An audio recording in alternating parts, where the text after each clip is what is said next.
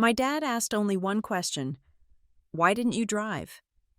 I stood on the searing summer pavement, holding Noah, my ankle throbbing, and my arms numb from two heavy grocery bags. I suddenly realized nothing I had was truly mine. Not even the SUV he'd bought for me. The seemingly simple answer: Ethan's mother took the car. She said she needed to keep me dependent. Tore open 1 year of subtle control and manipulation. I didn't know those 8 words would ignite a bitter legal war. The question was no longer, why didn't you drive? But who was really driving my life, and how I was going to take the wheel back. I am Haley Brooks, 30 years old, and the sidewalk of this quiet Riverton, Minnesota, suburb felt less like a path to freedom and more like the perimeter of my invisible prison. The air shimmered with the relentless August heat, thick and smelling faintly of freshly cut grass and the hot asphalt beneath my worn-out sneakers. I shifted the weight of my son, Noah, an 18-month-old hurricane of energy, now thankfully dozing, his damp little head resting on my shoulder. My arms were screaming. In my right hand, I juggled 2 bags from the neighborhood co-op, one heavy with organic milk and those impossibly expensive free-range eggs Margaret insisted on, the other full of Noah's specific, dye-free teething crackers. My left hand was locked tight around Noah's sturdy body. I tried to walk normally, but a clumsy misstep a good 5 blocks back had turned my left ankle, and now every step was a sharp, white-hot reminder that I was stranded. I walked with a pronounced limp, a grotesque dance of dependency on a seemingly perfect suburban street. This street was a picture postcard of the American dream. Neat, emerald lawns, 2-story houses with coordinated shutters, the rhythmic whir of a neighbor's expensive riding mower, a calming, monotonous soundtrack, the mail carrier's truck, a familiar white blur, passed, delivering bills and circulars, proof of a connected world I felt increasingly detached from. But as I crutched along, every detail felt distorted, like a meticulously maintained stage for my quiet desperation. My phone, tucked into the waistband of my shorts, buzzed. I stopped and angled my elbow to tap the screen with my chin. It was Ethan, my husband, but the call immediately kicked to voicemail. Again. I tried his office line, voicemail, his cell phone, voicemail. A familiar knot of anxiety tightened in my stomach. I whispered the mantra I'd been trained to use. He's probably just busy. He's in a very important quarterly strategy session with his mother, Margaret. They are running a whole division now, and I shouldn't interrupt. It was a mental script, polished smooth by a year of practice, designed to make me feel small, apologetic, and most importantly, calm. The stroller was abandoned next to Mrs. Henderson's prize-winning rose bushes on Elm Street, a good 10-minute walk from here. Its cheap front wheel had finally buckled, sending the stroller, Noah, and my groceries tumbling. I'd scraped the side of my foot and twisted my ankle catching Noah. I didn't dare call a cab. Margaret had made it clear that unbudgeted expenses were irresponsible. I definitely couldn't call Ethan. Interrupting his work, or worse, admitting to a moment of clumsiness, would only result in a quiet, condescending lecture about my scattered focus and postpartum fatigue. So I had left the wreckage of the stroller, kissed Noah awake, and then back to sleep, tied the bags around my wrist, and started walking. I kept moving because the alternative was sitting on the cracked, sun-baked concrete, looking pathetic. Don't cause trouble, don't cause trouble, don't cause trouble. And then, the universe decided to intervene with a 20-foot-long, slightly battered slice of reality. A massive, fire-engine-red Ford F-250 pickup truck, the kind built for towing boats or hauling lumber, slowed suddenly and pulled up alongside me.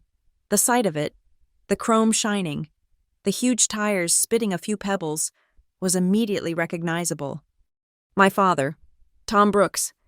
He rolled down the passenger window. Tom, a retired battalion chief for the Minneapolis Fire Department, had the kind of face that was weathered but intensely kind, a man whose entire career was built on seeing a disaster and running straight into it. His gaze swept over me in the time it takes to say one word. It didn't miss a thing. It started at my filthy sneakers and the clearly swollen, purple-tinged lump above my left ankle. It lingered on Noah's sweaty but peaceful face pressed against my neck. Then it settled on my hands, trembling slightly from the weight of the grocery bags, whose plastic handles were cutting grooves into my palms. "Haley," his voice, usually booming, was low and careful. "What in the world are you doing out here, kid?" I tried to force the rehearsed, bright smile. "Hi, Dad, just getting some steps in. It's a beautiful day for a walk." He didn't move. His eyes, the same intense blue that allowed him to see through smoke, narrowed slightly. He didn't ask about my ankle. He didn't ask about Noah. He skipped the pleasantries and went straight for the structural weakness in my story, the one detail that tore through the perfect suburban facade. "Why didn't you drive?" he asked. "Where's the SUV I bought you?" The question was so simple, so painfully obvious, that it felt like a gunshot. It didn't require forensic analysis or a therapist's insight. It was just a fact of logistics. In Riverton, you drive. You don't walk 5 blocks home with a baby and 2 bags in August. The lie was ready, polished and waiting on my tongue. I wanted to walk for the exercise. Ethan's mother is borrowing the car for an important client meeting. But I looked into Tom's eyes. Those eyes had seen people freeze under pressure and seen them break. They were looking at me now, not with judgment, but with the specific, terrifying clarity of a man assessing a failing structure. He saw the fire beneath the floorboards. I couldn't lie to the man who taught me to never lie to a dispatcher. The composure I'd maintained for the last 3 blocks shattered. My face crumpled, and hot. Sticky tears streamed down my cheeks, soaking Noah's tiny shirt. My voice came out as a desperate, ugly squeak. "She took the keys, Dad," I choked out. "Both sets. I asked for them back this morning to get groceries for Ethan and Margaret, and she just laughed." I tried to stop, but the truth, once loose, rushed out. "She said I wasn't stable enough to drive right now." I confessed, the shame burning worse than the sun. "She said with my focus being so scattered, it was better for Noah if I was grounded here. She said it was better if I stayed home, reliant on her and Ethan. Dependent was the word she used. She said she's just trying to protect me." The subtle shift in my father was chilling. It wasn't a sudden explosion, but a cold, heavy settling. The look of concern vanished, replaced by a steely resolution I hadn't seen since he had to confront the mayor about budget cuts. His jaw tightened, and his shoulders, those big firefighter shoulders, rolled back, transitioning instantly from a retired dad to a man in full battle mode. He didn't ask another question. He didn't offer comfort. His next words were a direct order, delivered with the flat, emotionless tone of a commander on a scene. "Unlock the door. Haley, put Noah in his seat. The bags can wait." I fumbled with the huge chrome door handle as I struggled to navigate the tall step-in with my bad ankle. He spoke, his voice deeper now, resonating with a terrifying certainty. "Get in, kid. We're not waiting until tonight. I'm talking to them right now." He paused, looking directly over the roof of the truck toward my house, where the Ward family lived, behind the perfect emerald lawn. "This ends today. We're fixing this right now." I placed Noah securely in the child seat. I was now standing on the curb, the open door of the red Ford, a gaping mouth inviting me into a confrontation I had spent 12 months skillfully avoiding. I could still back out. I could still say, "It's fine. Dad, let's just go home to Maplewood. I'll go back to the Ward's house later and apologize for causing a scene." I could go back to the familiar, suffocating routine, the quiet abuse, the subtle psychological erosion I had accepted as normal.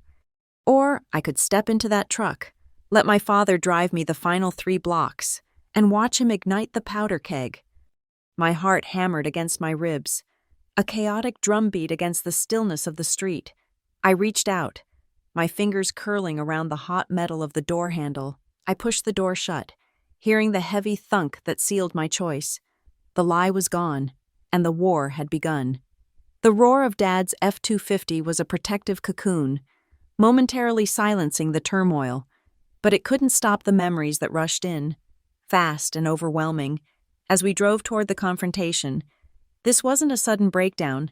It was a slow, deliberate erosion, a textbook case of being cooked slow until I didn't realize the water was boiling. 2 years ago, I was Haley Brooks, a high-performing creative marketing specialist at Northline Social Media, thriving in downtown Minneapolis.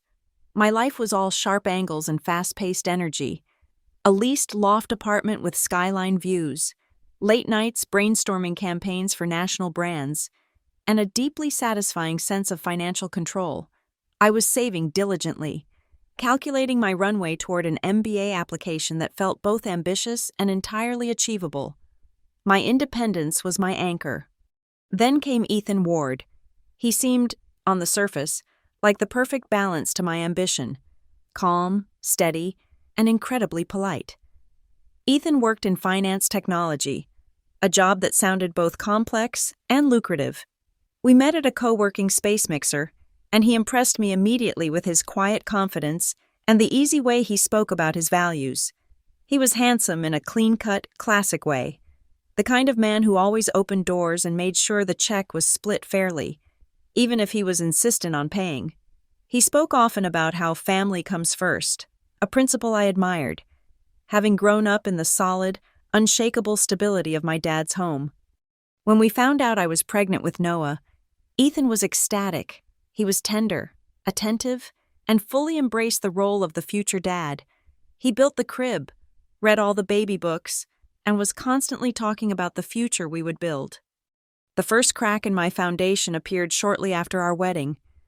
During my second trimester, Margaret Ward, Ethan's mother, was a recent widow, a woman who carried herself with the impeccably groomed air of the perfect suburban matriarch.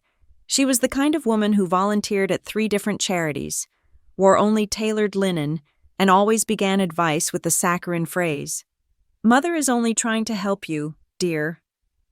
Margaret had endured a tough period after her husband's death, a fact she frequently referenced, which, in her mind, had equipped her with superior knowledge about navigating life's hardships. She truly believed she knew better than everyone else. It was Margaret who proposed the move. "The rent on that loft is highway robbery.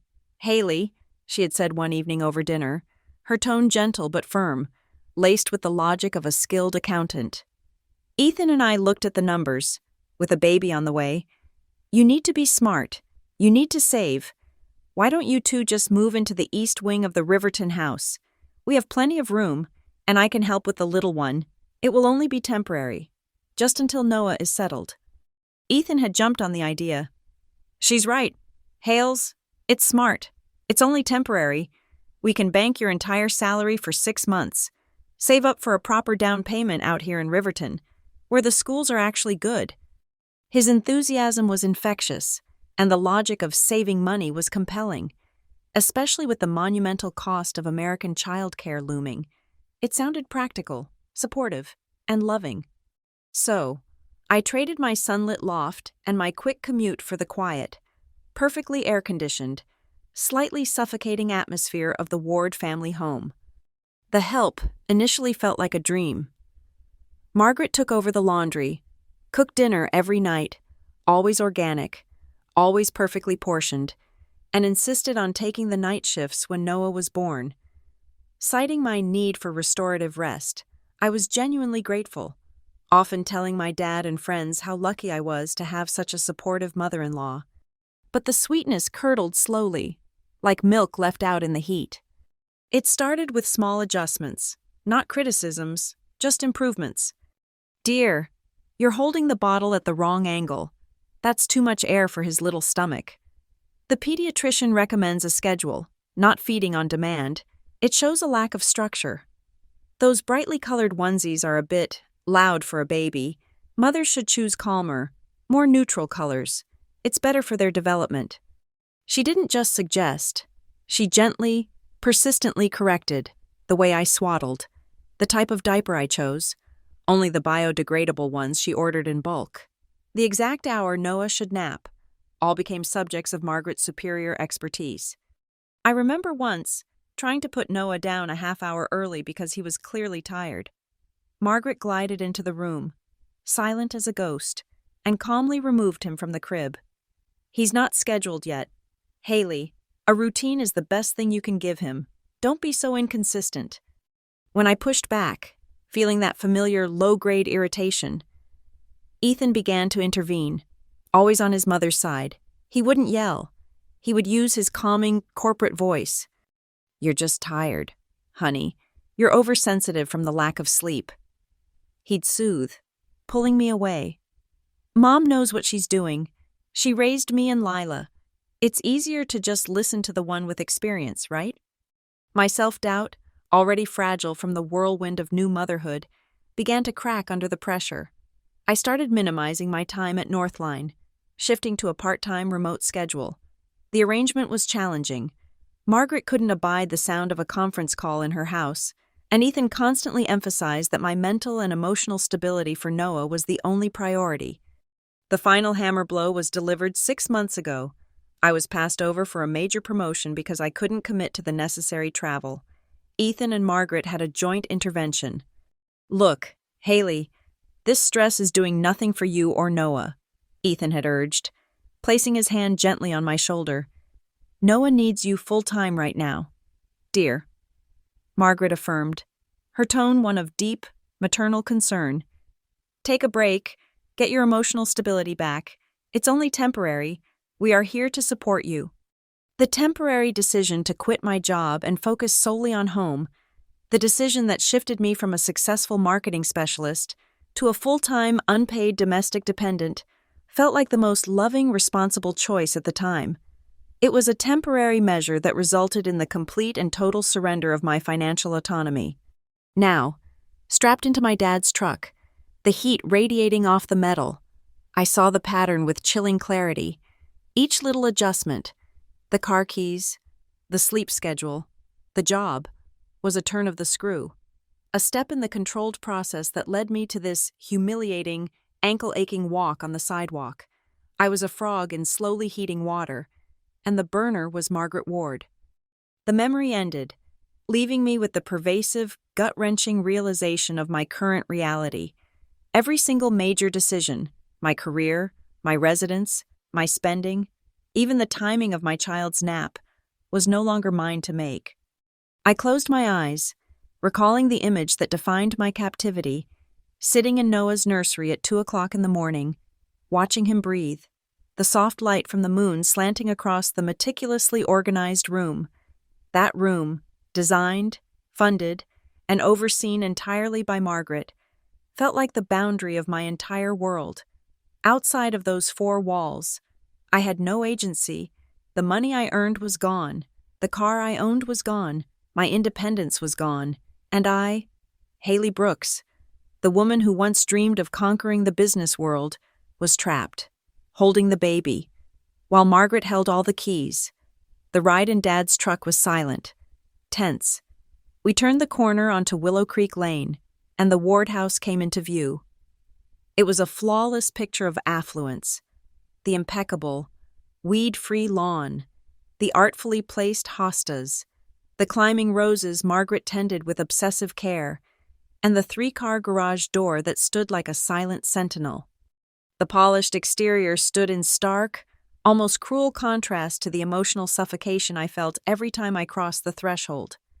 Dad pulled the enormous Ford right onto the perfect aggregate driveway, parking it so close to the garage that it was impossible for anyone to miss its imposing presence. The grinding of the tires on the stone chips felt aggressive, a sudden, loud declaration of war in this neighborhood of silent, unspoken rules.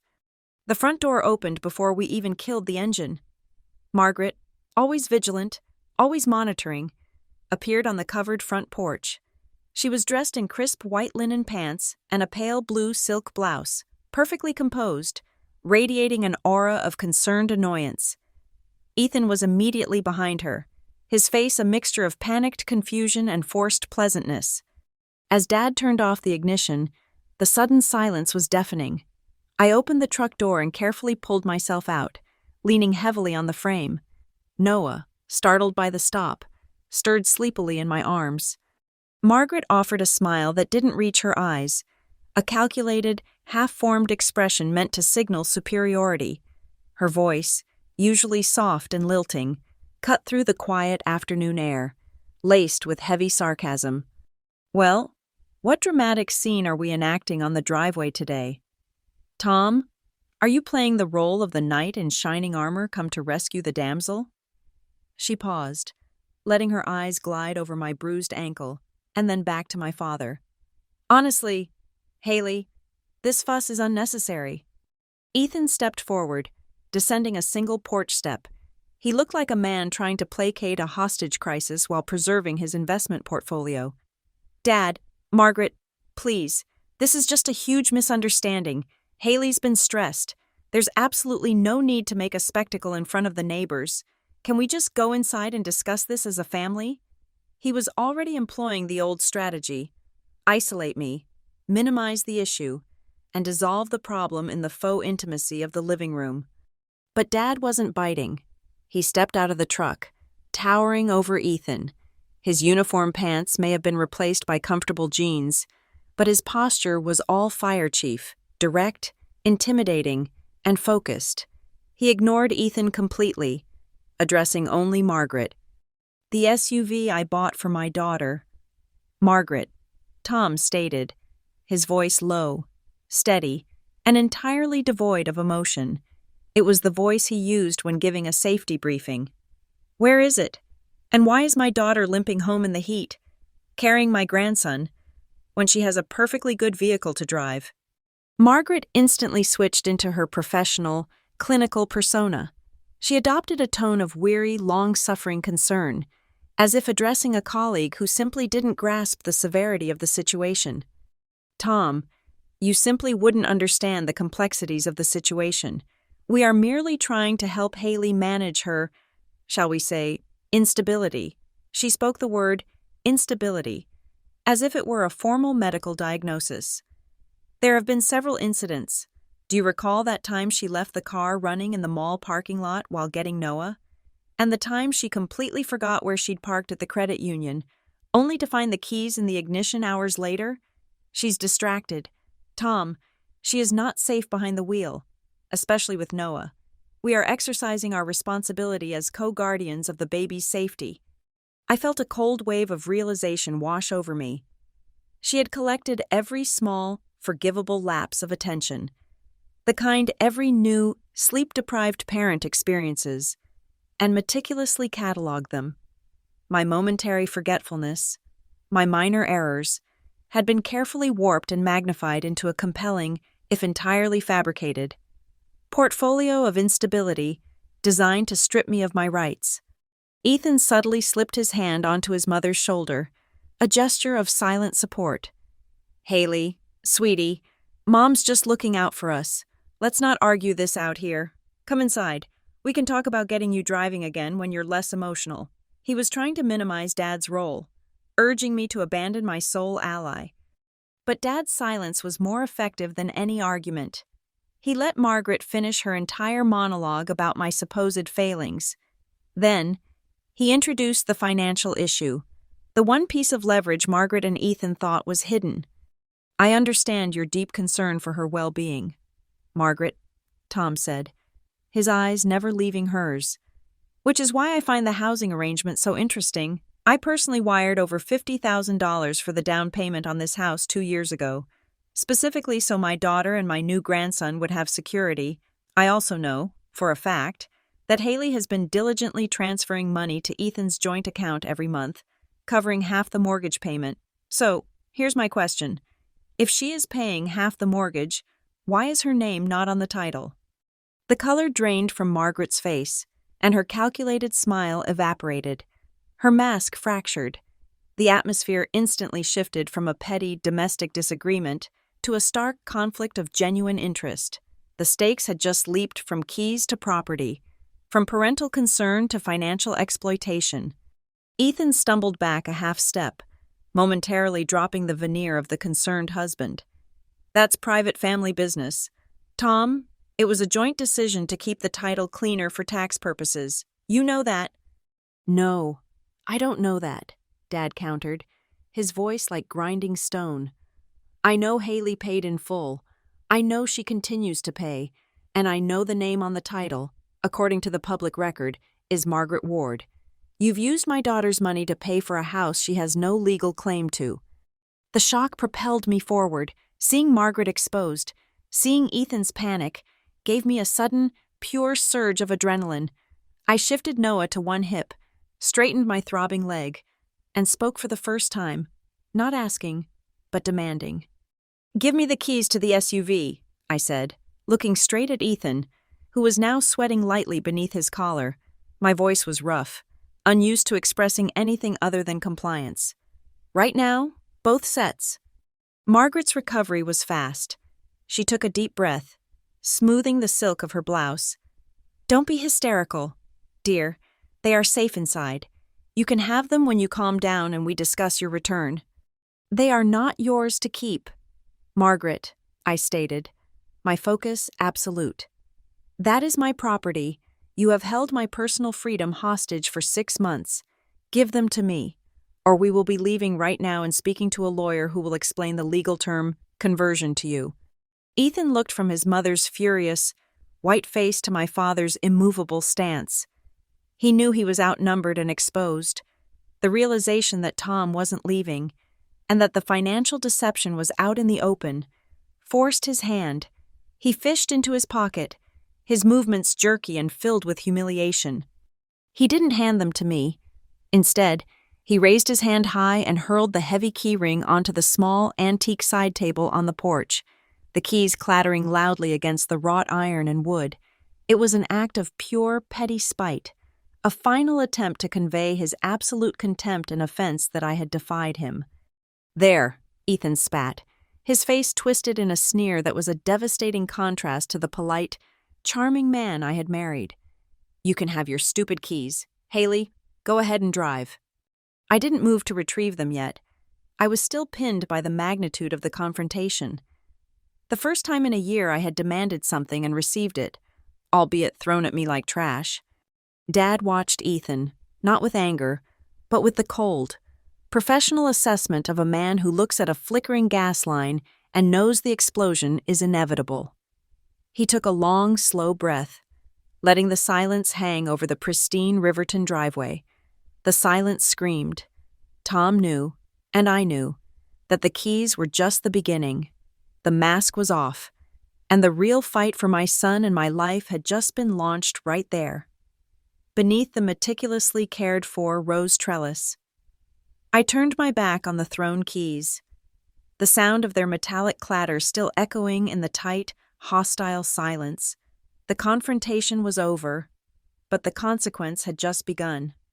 I made my choice. I walked past Ethan and Margaret without a word, collected my groceries and Noah, and told Dad, "We're leaving. I need maybe 30 minutes to grab essentials." I moved through the house I had called home for a year with a desperate, surgical efficiency. Ethan followed me up the stairs, his initial anger replaced by frantic, poorly executed negotiation, while I stuffed diapers, formula, 3 changes of clothes, and Noah's favorite stuffed giraffe into a duffel bag. Ethan tried every old trick in his playbook. "Haley, stop! This is insane! Are you really going to break up our family over a disagreement about a set of keys?" He tried to block the doorway with his body, his face contorted in an expression of wounded innocence. "Look, I promise I'll talk to Mom. We'll get you the keys back tomorrow. Just please, don't run away. I need you. Noah needs you." He was employing the classic tactic of shifting the focus from his mother's abuse to my supposed overreaction, twisting the narrative so that I became the unstable one, the destroyer of the family unit. He tried to pull me into a hug, but I sidestepped him, my movements quick and cold. "I'm not running away. Ethan," I said, my voice flat. "I'm escaping." As I zipped the bag, Ethan tried to escalate the drama, dropping to his knees. "Don't do this. Hales, we love you. We're sorry. Please, let's be a family. Let's talk inside, like a family." That's when Dad appeared at the top of the landing. He didn't rush or yell. He simply filled the space, his large frame blocking the hallway. He looked down at Ethan, who was scrambling to get back on his feet, with the utmost contempt. The girl said, "No," Tom stated calmly, folding his arms. The phrase was delivered like a final, non-negotiable legal ruling. "From this moment forward, anyone who tries to push past that word will have to go through me first. Is that clear?" It was the most powerful thing anyone had said to me in months. It wasn't just physical protection. It was the re-establishment of a boundary, a concrete barrier between the aggressor and the victim. For the first time, I felt the glorious, solid sensation of having someone truly stand in front of me, taking the heat. I walked past Ethan, the duffel bag slung over my shoulder, holding Noah tight. Leaving that house didn't feel like leaving a home. It felt like exiting a meticulously designed set. Standing in the living room on the way out, I realized I had never chosen anything in that house. Not the beige paint on the walls, not the scratchy brocade on the sofa, not even the location of Noah's crib, which Margaret had insisted was better for airflow next to her room. It wasn't in our home, it was their domain, and I was merely a heavily monitored resident. The drive to Maplewood, Dad's small, blue-collar town an hour north, was my first breath of fresh air. The contrast was immediate and profound. Dad's small, two-bedroom ranch house was gloriously imperfect. The furniture was worn but comfortable, smelling of pipe tobacco, old wood, and the faint, permanent scent of smoke from his fire station days. Family photos crowded the walls, not staged, perfect portraits, but candid, slightly blurry shots of my late mother laughing, of Dad looking proud in his uniform, of me graduating high school. The air was filled with the gentle, rhythmic chime of a seashell wind chime my mother had loved, dangling from the front porch. It was messy, it was old, and it was entirely, authentically ours. But safety was quickly interrupted by the war brewing in my pocket. My phone began its relentless assault, vibrating first in slow bursts, then escalating to a continuous, frantic storm. It was Ethan, then Margaret, then Ethan again, then back to Margaret. The texts alternated between saccharine concern and cold, sharp legal threats. Ethan's messages were manipulative. "Please come home. Hales. I'm worried sick. I just want my wife back. You're making a terrible mistake. But we can fix this." Margaret's were pure psychological warfare. "You are demonstrating severe instability by removing Noah from his primary residence without cause. We will have no choice but to involve our family attorney if you don't return by 10 a.m. tomorrow." I showed the barrage to Dad. He handed Noah a teething cracker and sat me down on the sofa, his expression grim. "You won't answer any of them," he instructed, taking my phone. "But we're going to document every single one." The final piece of their escalation arrived in the form of a voicemail from Margaret, left on Ethan's phone but clearly meant for me to hear. Dad turned up the speaker on his own phone, and we listened together as Margaret's voice, now stripped of its helpful facade, chilled the small living room. "Tom, if you think you can kidnap my daughter-in-law and my grandson, you are mistaken. Haley, you are exhibiting classic symptoms of severe postpartum disturbance. We are already talking to a lawyer who specializes in mental health and child custody. If you don't come back, we will be forced to move to protect Noah from an unstable mother. Do you understand? You are putting your son at risk." The voice was low, controlled, and utterly ruthless. Dad hung up the phone and meticulously noted the time, date, and Margaret's exact wording in a small, spiral-bound notebook he pulled from his back pocket. "This isn't family love, Haley," he said, tapping the page with his pen. "This isn't concern. This is evidence. They are trying to create a paper trail that paints you as mentally unfit, so they can seize control of Noah and, more importantly, the money they think you still have." That night, tucked into the too-soft, slightly lumpy guest bed with Noah sleeping soundly next to me, I was theoretically safe. The doors were locked. Dad was sleeping lightly in the next room, and the truck was parked right outside the window. Yet, I woke up with a gasp just after 2 a.m. In my nightmare, Margaret had materialized silently in the corner of the room, impeccably dressed, her hand outstretched. She wasn't yelling. She was just calmly, methodically reaching for Noah, repeating the phrase, "Unstable, unfit, we are just protecting him." My heart pounded against my ribs. The fear of losing Noah, of having my right to be his mother contested and stripped away based on a year of manufactured evidence, was the deepest, most primal terror I had ever known. I held my son, breathing in the scent of milk and baby powder, and reminded myself that the physical distance from Riverton was secure, but the psychological hold, the terror that they were already assembling a legal case to paint me as the villain, was very much real. The fight wasn't just about keys or a house.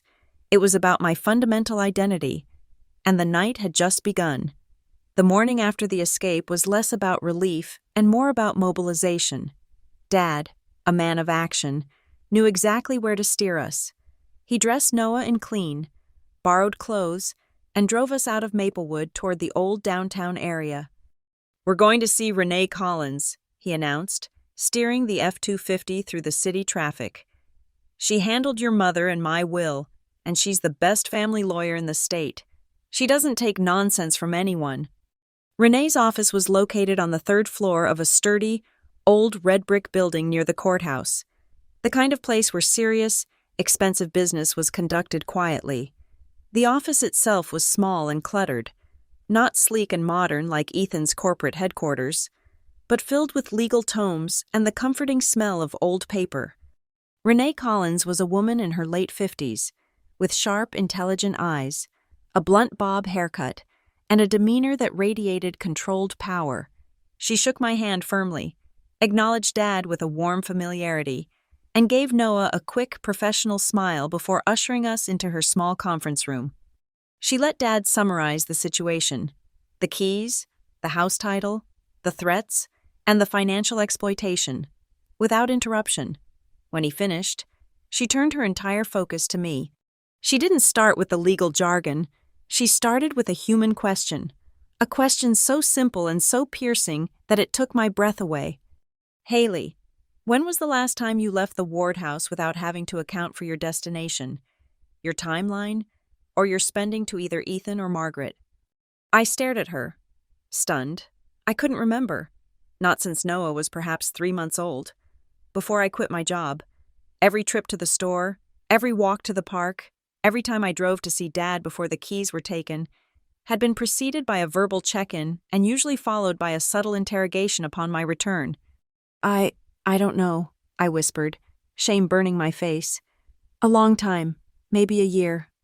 Renee nodded, confirming her hypothesis. She then invited me to speak, encouraging me to tell her everything, from the small, controlling moments to the major financial ones. I recounted the story of the stolen car keys, the ankle injury, and the fabricated inability to drive. I detailed how Ethan had insisted on putting a GPS tracking app on my phone, disguised as a family safety locator. I explained the chilling realization that Margaret frequently checked my private messages and had somehow accessed my online health portal, claiming she was just monitoring my postpartum status. Every little knot of shame and confusion I had lived with suddenly became a clear, sequential data point. When I finished, Renee leaned forward, resting her elbows on the dark wood table. She didn't offer sympathy. She offered clarity. "Haley," she said, her voice calm and firm, "what you have experienced has a name in family law, and increasingly in criminal law. It's called coercive control." She explained that it wasn't about a single black eye or a physical assault. It was a pattern, a systemic campaign to dismantle my autonomy. It is the deliberate stripping away of your independence, your access to money, your social network, and your self-worth. They didn't use their fists. They used dependency. They used your child. They used money. And now, they are using the threat of the legal system to reinforce that control. Suddenly, all the isolated, confusing incidents, the car key theft, the job loss, the endless questions, clicked into place. It wasn't my fault. It was a strategy. The pieces of the puzzle weren't just random acts of a difficult mother-in-law. They were elements of a controlling matrix. Renee then moved on to the documentation Dad had brought. She first pulled out the original bill of sale for the SUV Dad had purchased for me. "Let's look at the car first," she said. "Tom, you paid the full purchase price, $35,000, 2 years ago, correct?" Dad confirmed it. Renee pointed to the title document. "I'm looking at the title, which was registered 6 months after the purchase. It is not in your name, Haley. It is in the name of Margaret Ward."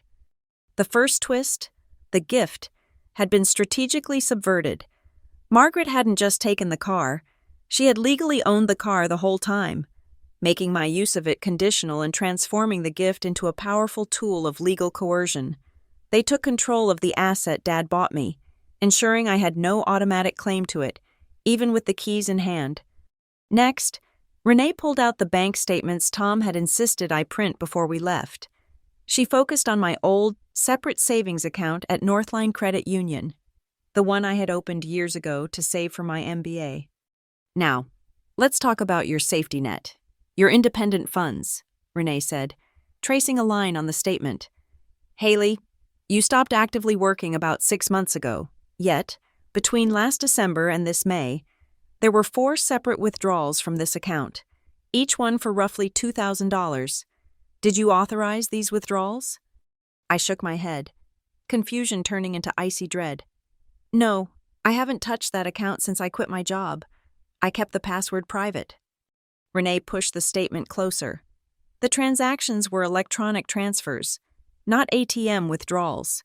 The destination account was labeled simply as Ward E with an accompanying bank routing number. "The routing number links to a joint account held by Ethan and Margaret," Renee clarified, her gaze steady.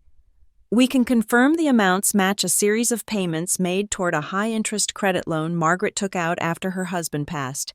They drained your personal savings, almost $9,000, to pay off Margaret's debt." The second, devastating twist, my entire financial safety net, the hard-earned money from my years of independence, was gone.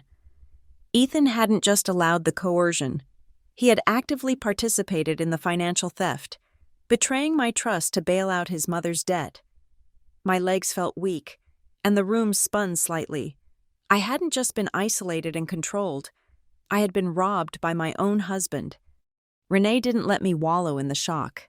She immediately transitioned into action mode. "Haley, we are going to act fast," she stated, clicking her pen shut.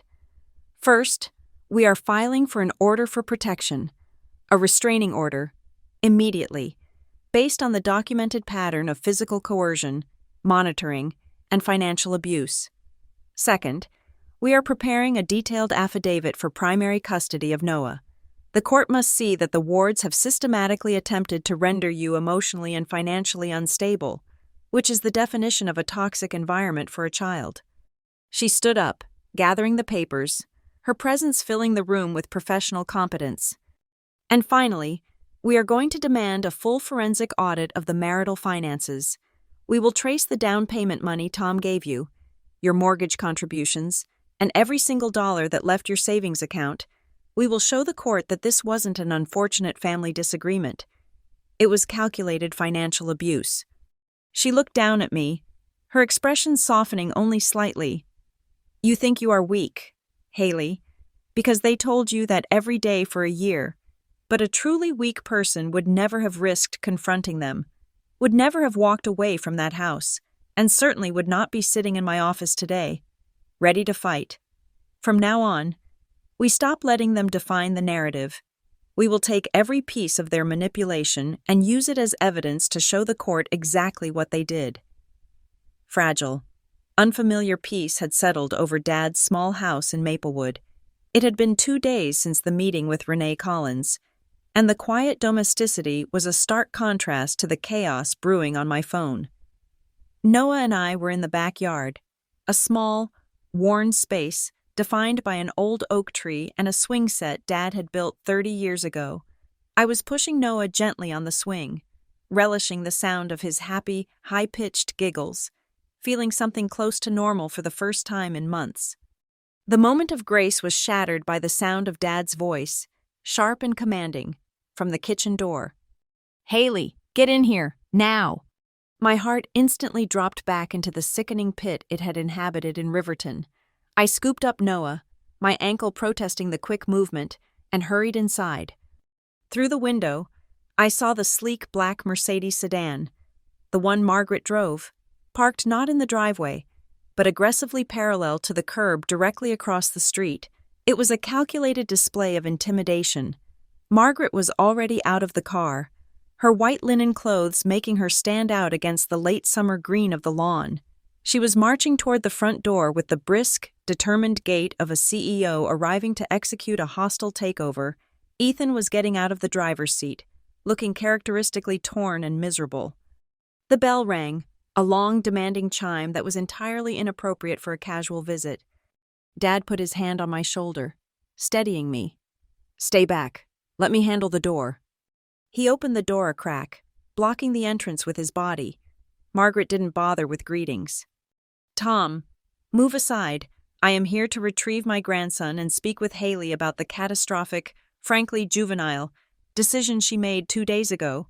Her voice was tight, barely masking the fury beneath the veneer of maternal concern. Ethan rushed up to the porch, his eyes pleading past Dad to mine. "Haley, please. This is exactly what I mean. You and I need to talk privately, without intervention. This is a marital matter. Dad, you are interfering with a sensitive family situation." He knew how to press my father's retired firefighter buttons. The need to respect professional boundaries, the aversion to domestic drama. He was trying to guilt Dad into neutrality. Margaret, meanwhile, was laser-focused on me, cutting Tom out of the conversation entirely. "Darling, you are unwell. We know you are under a lot of stress. You have abandoned your home and your supportive family just because we had to put boundaries in place to keep you and Noah safe. Don't you see? I was saving you from your own instability. Thanks to me, Noah is safe. Thanks to my care, your son is healthy." She played the role of the self-sacrificing mother to perfection, her eyes wide with manufactured distress. My anxiety was spiking, but Renee's words, coercive control, echoed in my mind, providing a structure for the chaos. I felt a small core of resilience harden inside me. I looked at Margaret and spoke the first unscripted words I'd said to her in months. "You weren't saving me. Margaret, you were controlling me. You took my car. You stole my money. And you pushed me out of my job." Margaret scoffed. A quick, sharp, ugly sound. "Don't be ridiculous. Haley, I had to manage things because you simply weren't capable. You were too erratic. I had to monitor you constantly to make sure you weren't doing anything rash, anything dangerous to Noah. I checked your messages. I checked your browser history. I even looked at your online health diary to see if you were stabilizing after the birth. I had to ensure your complete safety and Noah's. It was necessary." The air froze. In her desperate attempt to justify her actions as necessary parental care, Margaret had made the fatal slip.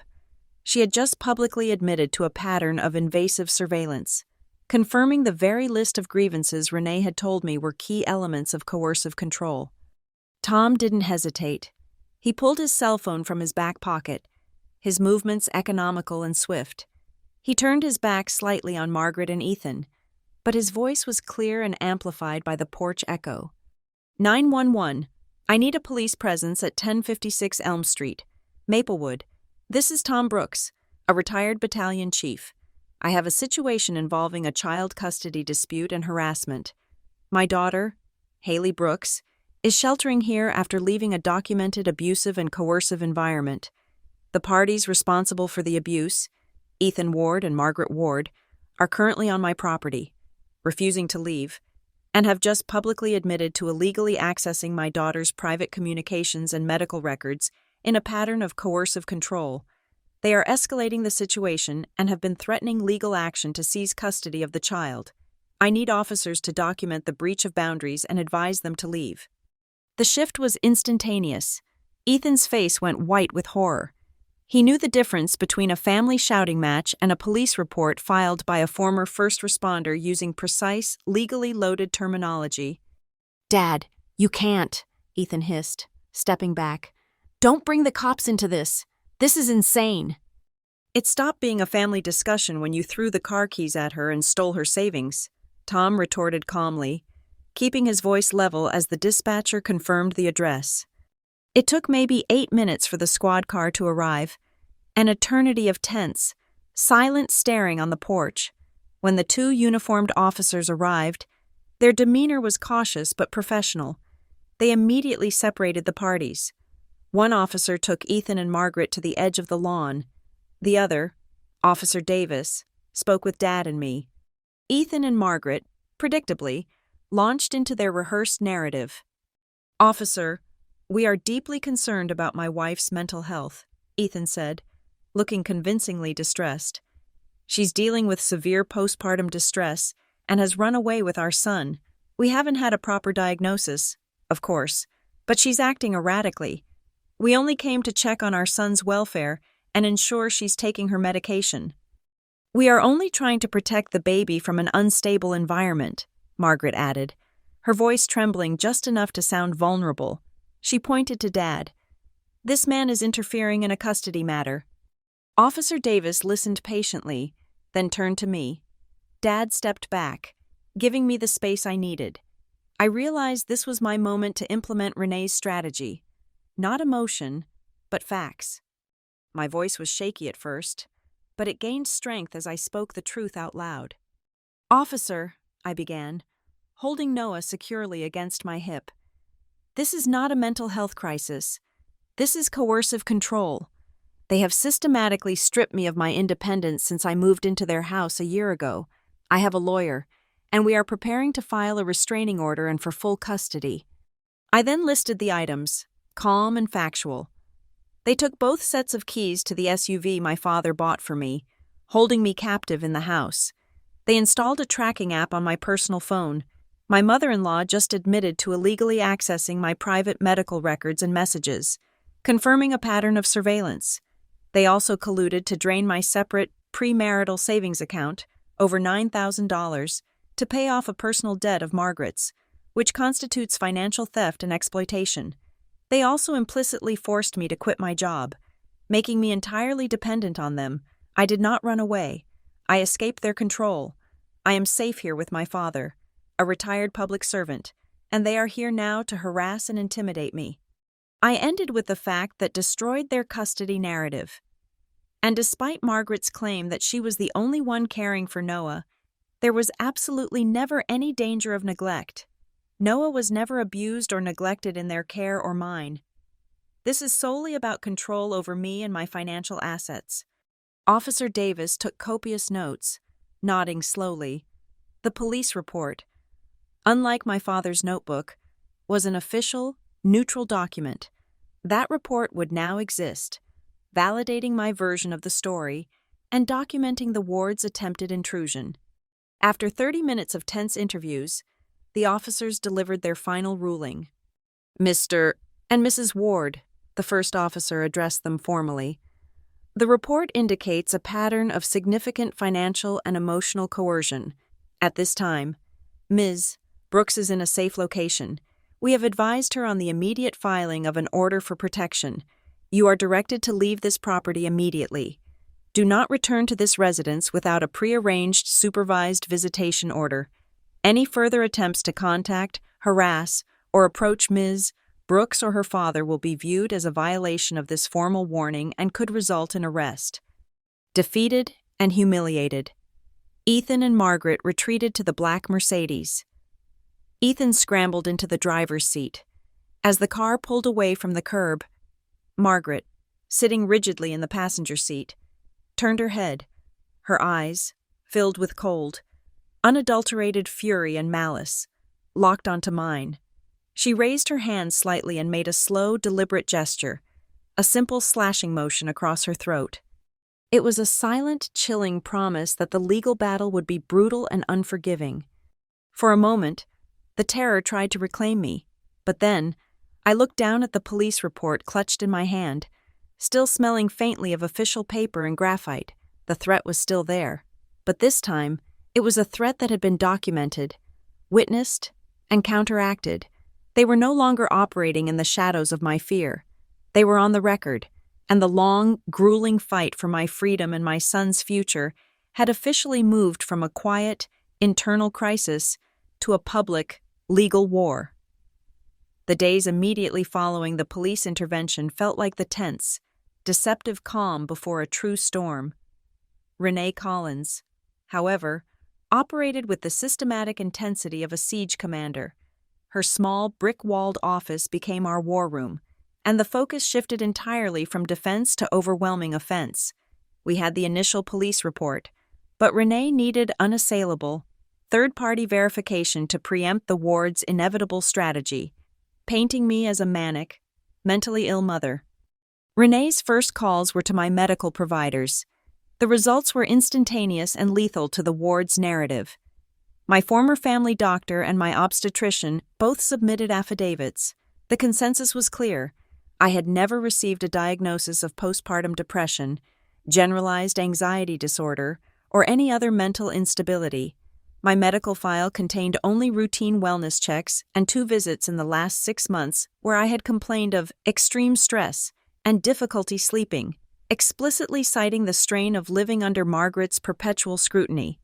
The paperwork proved that their core legal threat, protecting Noah from an unstable mother, was not only baseless but a malicious fabrication. Next, the unexpected allies began to surface. Renee had sent a discreet general inquiry to the Riverton Neighborhood Association, referencing a safety concern for a minor. The reply came not from the association, but directly to Renee's confidential email from the ward's next-door neighbor, a retired schoolteacher named Mrs. Albright. She wrote a careful, detailed statement that entirely dismantled Margaret's claims of my negligence. Mrs. Albright attested that she had often watched me in the backyard with Noah. She confirmed that I was diligent, that Noah was always clean and engaged, and that she had never once witnessed any distress, neglect, or uncontrolled yelling. She specified that every day, without fail. I walked Noah for 20 minutes, then returned to the porch, waiting for Margaret or Ethan. She recalled seeing me holding the car keys, only to have Margaret walk out, take them, and then drive away alone. Her testimony transformed the private drama into a public, witnessed pattern of control, not instability. The biggest shock, however, arrived late one evening. My phone, which Renee insisted I keep active for documentation purposes, received a message from an unrecognized number. The message was terse. "This is Lila. Your lawyer needs to hear what I have." Lila Ward, Ethan's younger sister, the unexpected, crucial wedge in the Ward family facade. I immediately handed the phone to Dad, who contacted Renee. The following afternoon, Lila met us at a discreet coffee shop 15 minutes from Maplewood. She was quieter than I remembered, her eyes perpetually haunted. Lila admitted she felt a crushing combination of guilt and fear. She confirmed that Margaret had operated her entire life as a master manipulator. "She did this to our dad," Lila confided, her voice barely a whisper. "He had his own trucking business, his own money. When he got sick, she took over everything. She controlled his visitors, his doctors, his finances. By the time he passed, she had completely isolated him. I see the same thing happening to Ethan, and it terrified me to see it happening to you, too." Lila, terrified of Margaret's wrath, had done one incredibly brave thing. She had started recording conversations when Margaret was on a tirade, just to feel less crazy. She passed the phone across the table. Renee played the recording in her office later that evening. It was Margaret's voice, cold and triumphant, talking to a friend on a speakerphone during a cocktail party I had been forced to attend months earlier. "Haley has finally learned her lesson about this independence foolishness," Margaret's voice trilled, loud and clear. "I had Ethan transfer the last of that silly little savings account she had in her old bank. She hasn't got a single dime left that I don't know about. If she tries to leave, she will have no choice but to crawl back. She is entirely dependent now, just like a proper wife should be." The intent was no longer debatable. This wasn't concern for my mental health. It was a clear, recorded confession of calculated financial abuse and engineered dependency. Renee carefully transferred the audio file, her expression grim but deeply satisfied. That, Haley, is gold. That is intent, plain and simple. We can prove this was a systematic campaign. The puzzle pieces kept falling into place. Tom, meanwhile, had been digging through his old email archives, his firefighter training, meticulous detail, documentation of every event, proved invaluable. He finally found the email from Ethan, sent just over 2 years ago, right when Tom wired the $50,000 down payment for the Riverton house. The email was ostensibly about tax strategy, urging Tom to wire the money directly to Margaret's holding account, but the last line was the smoking gun, proving Ethan's premeditation and deception. Please, Dad, let's just put the title in my name for now. It's cleaner for the capital gains filing later. Don't mention this arrangement to Haley. She's already stressed enough with the moving and pregnancy, and I don't want to overload her with financial details. The email showed that Ethan had consciously and deliberately excluded me from the home title, using the pretext of reducing stress, all while allowing me to pour half the mortgage payments into an asset that was legally beyond my reach. He knew exactly what he was doing and actively concealed it. The betrayal felt sharp and fresh, even after the initial shock. Renee handed me a thick legal pad. Now, your part, she instructed. I need you to stop thinking of this as a sequence of bad luck and start thinking of it as a criminal case file. Write out the timeline of coercive control. Everything: date, time, action, and your feeling. I began to write. Day 1. Move to Riverton. Reluctantly. Feeling optimistic, but smothered. Month 3. First argument over Noah's feeding schedule. Ethan said I was oversensitive. Month 6. Forced to quit job. Feeling shame, dependency. Month 9. Keys taken, app installed. Feeling trapped. Month 12. Discovered savings drained. As I wrote, I saw the clear, malicious architecture of their plan. It wasn't a natural, gradual slide into marital misery. It was a step-by-step roadmap to my absolute isolation. Each small concession, the time I stopped calling my old friends, the moment I let Margaret manage my diet, the day I stopped checking my own savings, had been a perfectly engineered step toward the cage. The writing was intensely therapeutic, transforming my scattered trauma into undeniable, objective evidence. Throughout this entire process, Noah remained my sacred focus. Dad and I maintained a strict, soothing routine. We read him books, gave him long baths, and never allowed the legal tension to bleed into his space.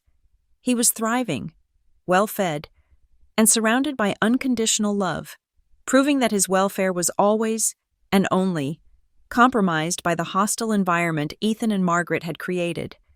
Renee reviewed the complete file, the doctor reports, the neighbor affidavit, Lila's audio recording, Tom's email proof, and my detailed timeline. The case was overwhelming. She closed the file, the sound sharp and final. She looked me in the eye, her expression a mix of professional determination and personal concern. We have enough to win the custody battle. Secure your assets and expose their coercion, she stated, folding her hands on the table. But you need to be prepared. People like Margaret, whose entire identity is built on control and maintaining a public image of perfection, do not take being exposed in court gracefully. When they realize they have lost control of the narrative, when they are stripped of their power, they don't surrender. They usually choose to explode. We are hitting them with everything we have next week. You must be ready for the blast. The family court was a vast, echoing space of polished marble and institutional wood, smelling faintly of old coffee and anxious desperation. We were in a small courtroom in the county judicial center. The air was charged with a sterile tension that made the hairs on my arms stand up. I walked into the room with my shoulders squared, clutching my binder full of evidence, my timeline, the police report, the doctor's notes. Dad walked beside me, his presence a fortress. He was carrying Noah in a soft fabric carrier strapped to his chest, the baby blissfully unaware of the war being waged over his future. Renee Collins led the charge, her briefcase held like a shield, her expression radiating absolute calm competence. The opposition sat across the aisle. Ethan wore a suit so new it still had sharp creases, projecting the image of a successful, responsible husband. Margaret was a vision of respectable sorrow, a tailored navy suit, a string of pearls, and a look of saintly wounded dignity. They were the picture of a middle-class family fighting an unwarranted crisis, trying desperately to frame me as the aggressor, the emotionally unstable liability. The hearing began, focused primarily on our immediate petition for the order for protection and temporary custody. Ethan's lawyer, a slick, expensive-looking man named Mr. Harrington, opened the ward's defense by attempting to tear down my credibility. He presented the images, the moment I had been crying on the couch from exhaustion months ago.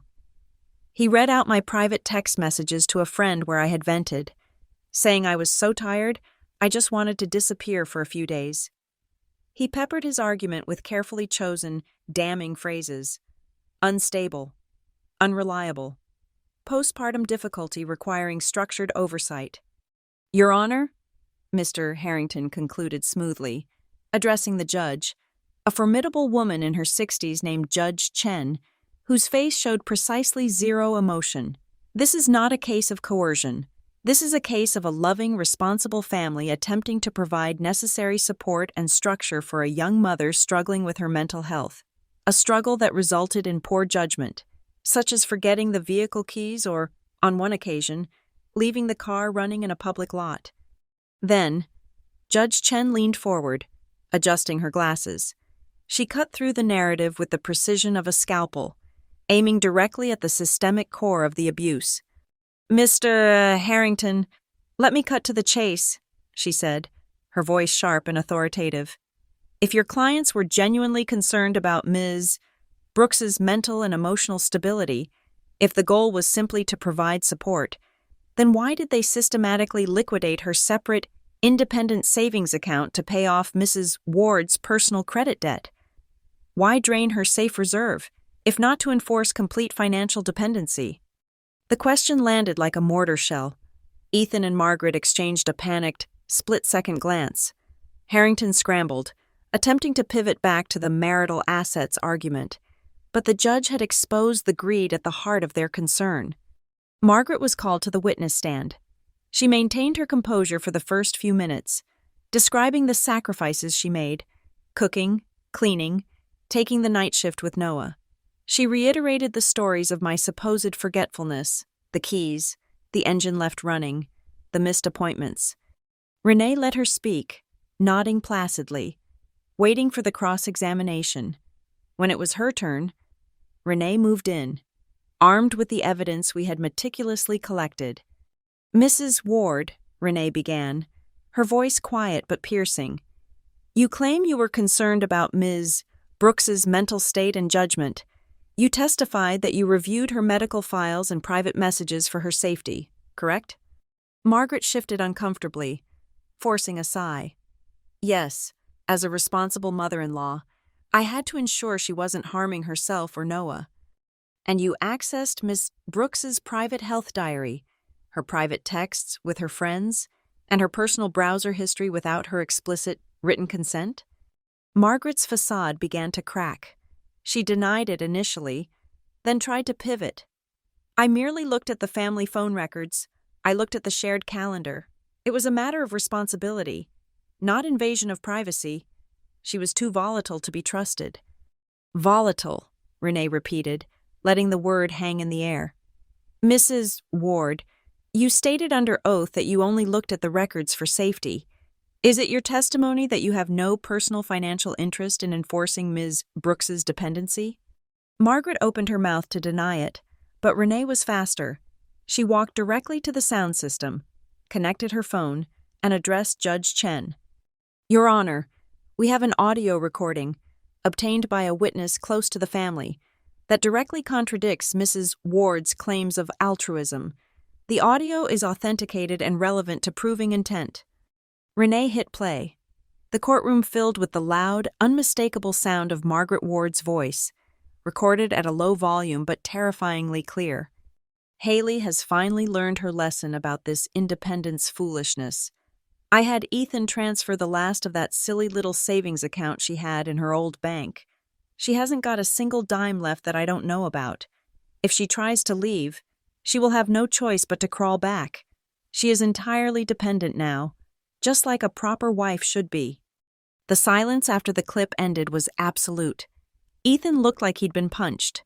Margaret's perfect composure completely evaporated. Her face, which had been pale, flushed a hideous, deep crimson. She stared at Lila, who was seated in the back corner of the courtroom, her expression defiant. Renee didn't give Margaret a chance to recover. "Mrs. Ward, based on that recording, your motive was not safety, but financial control and emotional coercion, correct?" Margaret sputtered, but Renee simply asked the bailiff to log the audio file into evidence and moved on. Next, Ethan was called. He tried to distance himself from his mother's actions, claiming he was simply trying to keep the peace. "Mr. Ward," Judge Chen asked directly, bypassing Mr. Harrington's objections. "The court is concerned with the $8,600 taken from Ms. Brooks's separate savings account and used to pay off your mother's credit debt. You initiated those transfers, correct?" Ethan swallowed hard, his expensive suit suddenly looking cheap. "Yes, Your Honor, but that was family money. We were married. It was a joint marital decision to consolidate debt." Judge Chen raised an eyebrow. "A joint decision that resulted in the complete depletion of Ms. Brooks's only independent financial resource, without her knowledge or signature. Mr. Ward, do you have a single email, a text message, or any written communication from Ms. Brooks granting you permission to use her premarital savings to pay off your mother's personal loan?" Ethan stammered, his eyes darting to Margaret, then to his lawyer. "No, Your Honor, but it was implied. She was too stressed to talk about money." "Implied consent for financial theft does not exist in this court, Mr. Ward," the judge stated dryly, "especially when the asset in question, the family home, does not even bear your wife's name, despite her father providing the substantial deposit, which Mr. Brooks also concealed from his wife. Your actions demonstrate a clear pattern of financial abuse in concert with your mother." The finality of the judge's words resonated throughout the room. Ethan slumped in his seat, his eyes locking onto his mother, a silent accusation passing between them. They were cornered. Their intricate web of lies, carefully woven over a year, had been shredded in a little over 2 hours of cross-examination. I sat there, my hands still shaking slightly from the adrenaline, but for the first time, I didn't fold in on myself. I kept my head held high, looking straight ahead, past the furious, defeated faces of the Wards and toward the imposing figure of the judge. I was exposed, but I was also seen not as the volatile, crazy wife they claimed, but as the victim of calculated coercive control. The war was far from over, but the first and most critical battle had just been decisively won. The courtroom remained wrapped in a thick, almost painful silence after Judge Chen's blunt dismantling of Ethan's testimony. Now, it was time for the final summations. Renee Collins rose, and her voice, usually sharp, became gravely measured. She didn't argue. She simply connected the dots, forcing the court to witness the cohesive, systemic pattern that was undeniable. "Your Honor," Renee began, addressing the judge directly, "the defense argued that Ms. Brooks was suffering from instability requiring supervision.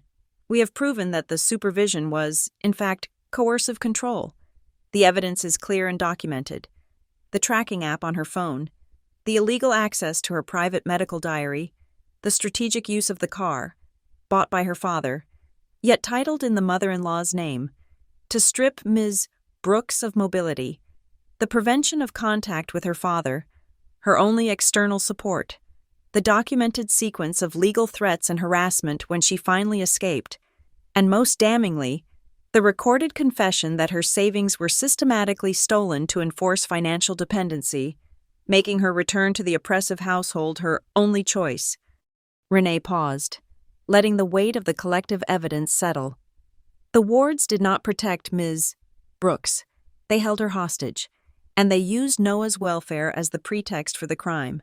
We ask this court to grant Ms. Brooks sole legal and physical custody, and to enact the order for protection to ensure her safety and her right to parent her child without perpetual threat. Finally, Judge Chen turned to me. Ms. Brooks, you have the right to address the court before I issue my temporary ruling. I stood up, my knees trembling beneath the table, but my gaze steady. I didn't look at Ethan or Margaret, only at the judge. Your Honor, I began, my voice clear despite the dryness in my throat. I want to acknowledge that yes, I was tired, I was overwhelmed. I cried a lot in those months. Being a new mother in isolation is exhausting, but I never once, not for a single minute, neglected Noah, put him in danger, or failed to meet his needs. The ward's testimony is based on fear they created, not on fact. I took a breath. I didn't ask for much. I only asked to be a mother and an independent adult who could choose her own doctors, drive her own car, and decide when to visit her own father. My marriage collapsed not because I was unstable, but because my husband and his mother destroyed my ability to breathe. All I ask now is for the court to let me be the mother Noah deserves, free from the constant, choking control of people who proved they value money and power over our family's well-being. My final words were simple, but they carried the weight of a year of suffocated life. Judge Chen listened intently, then tapped a pen lightly on her bench. She cleared her throat and began to read the ruling, her voice firm and uncompromising. The courtroom was so silent. You could hear the subtle whir of the ventilation system. The court has reviewed the evidence presented regarding the environment from which Ms. Brooks removed the minor child. The evidence submitted by counsel for Ms. Brooks is overwhelming and demonstrates a clear, systemic pattern of coercive control and financial abuse, as defined by this jurisdiction. She delivered the findings in stark official language. Therefore, effective immediately, the court orders the following temporary custody arrangement. Haley Brooks is granted sole physical custody and sole legal decision-making authority for the minor child. Noah Ward. A sharp audible gasp came from Margaret's side of the room. I felt Dad's large hand tighten briefly on my shoulder. The judge continued, her gaze directed squarely at Ethan. Regarding the respondent, Ethan Ward, due to the documented pattern of abuse and collusion in creating a hostile environment that endangered Ms. Brooks's mental and financial health, all future visitation with the minor child shall be supervised. These visits must take place at a court-approved visitation center or under the supervision of a neutral, agreed-upon third party. This restriction shall remain in place pending a full forensic psychological evaluation of the family unit, the cost of which shall be borne entirely by the respondent. Next, the order for protection. The court hereby issues an order for protection against both Ethan Ward and Margaret Ward. They are prohibited from approaching Ms. Brooks, her residence, or her father's residence within a radius of 500 feet. All communication regarding the child shall occur exclusively through counsel or a court-designated communication platform, effective immediately. The room was motionless. Margaret was breathing heavily, her face a mask of shocked fury, while Ethan looked down at the table, refusing to meet the judge's eyes. Then came the final, devastating legal blow that transformed the custody hearing into a full-scale financial and criminal liability investigation. The court notes the extensive evidence of financial coercion, including the unauthorized depletion of Ms. Brooks's personal savings and the deliberate concealment of assets, including the house deposit and the vehicle title. Therefore, this court is ordering a complete and immediate forensic audit of all marital finances, including all accounts held by Ethan Ward and Margaret Ward, specifically those transactions related to the Northline Credit Union and the original $50,000 deposit provided by Mr. Tom Brooks. The judge's gaze was hard. Furthermore, the court finds that Mrs. Margaret Ward's admission to accessing and using Ms. Brooks's private communications, health records, and banking information without consent constitutes a serious breach of privacy and may rise to the level of criminal conduct. The court will ensure that copies of all relevant testimony and evidence, including the audio recording, are forwarded to the county prosecutor's office for review. The finality of the words seemed to physically crush the wards. Margaret had sought to gain everything through control. Instead, she had lost everything and exposed herself to possible criminal charges. Ethan, sitting next to her, slowly lifted his head, a stunned, hollow look on his face. In that moment, he saw that his passive reliance on his mother's deceit, his lifelong excuse of letting Mom handle it, was no longer a harmless defense mechanism. It was direct, documented complicity in a crime. I remained seated, my body tense, but inside, the suffocating pressure I had carried for a year finally, violently gave way. I didn't cheer or cry. I simply let out a long, shuddering breath, a sound that felt like the first breath I had truly drawn in 12 months. It wasn't the sound of victory, but the sound of survival, the sound of a cage door swinging open. Judge Chen picked up her gavel. The loud final thwack echoed in the tense silence. The hearing is concluded.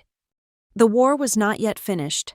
The divorce was still ahead, and the fight for the money would be brutal. But as I looked down at Noah, peaceful against his grandfather's chest, I knew that the captivity was over, the future was mine, and I had the chance to build a life free from the suffocating hand of control. The silence of the courtroom was replaced by the overwhelming, humid clamor of the parking lot.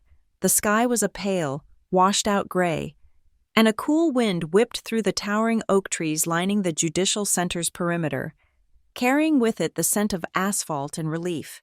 It was a strange, heavy combination. The lightness of legal freedom weighed down by the sheer effort it had taken to achieve it. I walked with Noah cradled in my arms, my binder still clutched tight. Dad walked slightly ahead, a physical wall against the possibility of any further confrontation. The parking lot was where the real, unstructured drama of family law always played out, away from the judge's gaze. We were barely halfway to Dad's truck when the frantic, desperate sound of a voice cut across the vast space. "Haley, wait, please!" Ethan. He had shed the suit jacket and his tie was loose. The picture of a man whose carefully constructed reality had just been bulldozed. He ran toward me, his face a mask of pleading confusion. "You can't do this," he choked out, stopping just 10 feet from Dad. "Haley, please, you just ruined everything. Don't break up our family over this. Look, I'm sorry about Mom. I truly am. She goes too far. But I'm her victim too. I'm caught in the middle. We can fix this. Honey, just come home. I'll make her apologize. We can start over. Just the three of us." He was using the oldest plea, the appeal to the lost relationship, the minimization of his own role, and the shifting of all blame to Margaret. While positioning himself as a sympathetic casualty, he reached a hand out, a gesture he used to use to draw me in. I stopped. Dad turned, his hand hovering near the small old baseball bat he kept in the truck for emergencies. But I held up a hand to stop him. This moment wasn't for Renee, or for the judge, or for Dad. This was for me. I wanted the final words of my year of torment to be my own. I gently shifted Noah, who was stirring, and faced Ethan directly. The air around us felt thin and cold, heavy with unspoken accusations and years of suppressed pain. "Don't you dare call yourself a victim, Ethan," I said, my voice quiet but resonating with absolute conviction. A victim is someone who loses their personal funds, their independence, and their self-worth. A victim is someone who has to ask permission to see her own father. You were not a victim. You were an accomplice. I didn't raise my voice, just delivered the facts of his betrayal. A family is not a place where one partner is systematically stripped of every dime of their personal savings so the other partner can pay off their mother's secret debt. Love is not forcing someone to quit their job and then stealing their financial independence just to ensure they can't leave. That was not love. Ethan, that was coercion. It was a business transaction where you and Margaret leveraged my love for Noah to steal my freedom. His eyes darted past me, searching for an ally, a loophole, a distraction.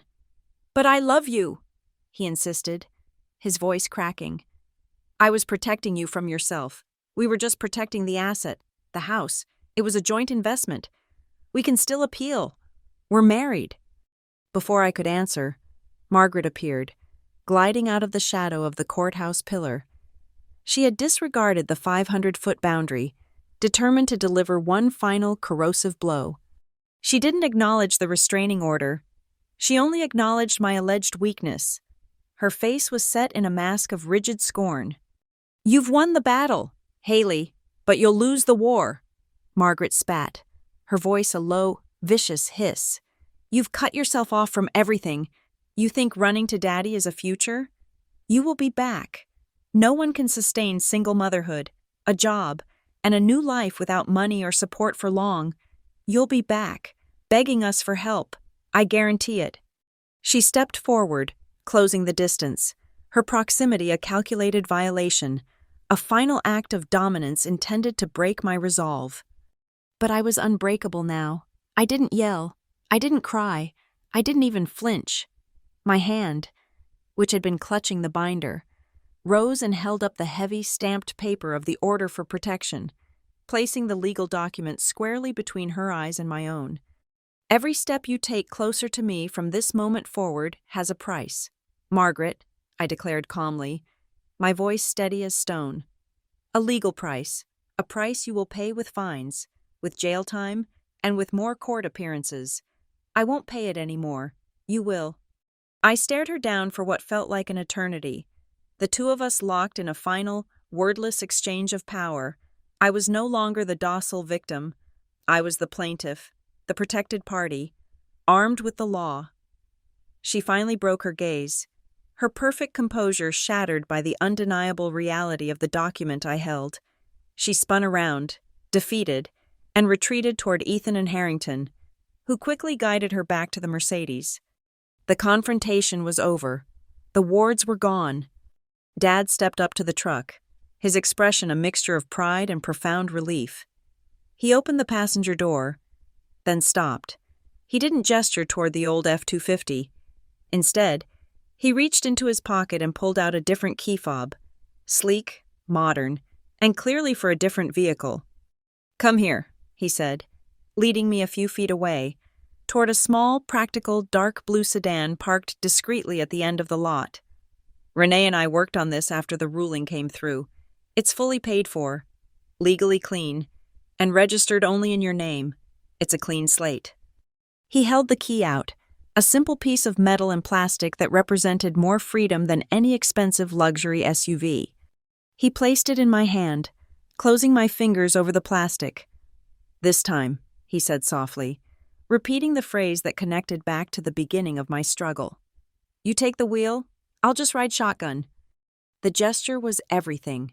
It wasn't just a car. It was the symbol of my reclaimed agency. I walked to the new car, the blue sedan. I opened the rear door, carefully fastened Noah into his car seat, checking every strap and buckle meticulously. I moved to the driver's seat. As I adjusted the mirrors and gripped the steering wheel, I felt a deep, abiding calm. There was no one behind me, no shadow watching, no camera recording, no mental note being taken of any flaw. I was alone, and I was free. I pulled the car out of the parking space and drove toward the exit. As I passed the corner where Ethan and Margaret were still huddled with their lawyer, arguing in furious whispers, I didn't look over. I didn't need to. My greatest revenge was not a verbal barb or a triumphant wave. It was the quiet act of driving away, taking my son and my future with me, without a backward glance. The road ahead was straight, leading out of the city and toward the new, unknown landscape of my independent life. In the rearview mirror, my face was visible. Tired, yes, but no longer haunted. The shadow was gone, replaced by the clear, bright reflection of a woman who had fought for her life and won. My new life had just begun. Thank you so much for listening to my story. It took everything I had to tell it, and knowing you're listening makes all the difference. Let me know where you're tuning in from in the comments below, and share your thoughts. If this story resonated with you, please subscribe to Lila Revenge Stories Hit that like button and give this video a big hype so that more people can hear the truth about coercive control and fighting for your freedom.